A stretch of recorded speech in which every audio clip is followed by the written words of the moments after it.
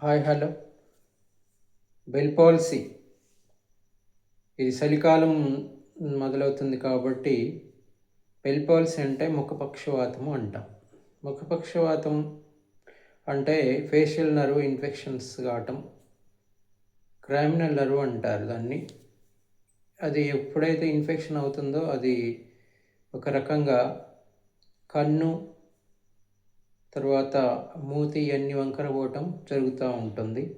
ఇది మినిమం తగ్గించడానికి allopathy మెడిసిన్స్లో antibiotics కానీ స్టెరాయిడ్స్ కానీ ఎక్కువ పర్సెంట్ వాడటం వల్ల ఉపయోగకరంగా ఉంటుంది. కానీ ఆక్యుపంచర్లో మాత్రం ఎలాంటి మెడిసిన్స్ లేకుండా ఓన్లీ ట్రీట్మెంట్ వరకు చేస్తే 5-6 సిట్టింగ్ల వరకు చేస్తే మాత్రం బెల్ పాలసీ అనేది తొందరగా కంట్రోల్ అయ్యే అవకాశం ఉంది.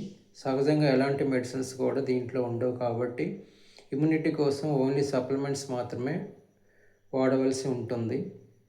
తక్షణమే ఈ థెరపీ మీరు చేయించుకోదలుచుకుంటే సంప్రదించండి. ఒకసారి లైక్ చేయండి, సబ్స్క్రైబ్ చేయండి ప్లీజ్. Thank you.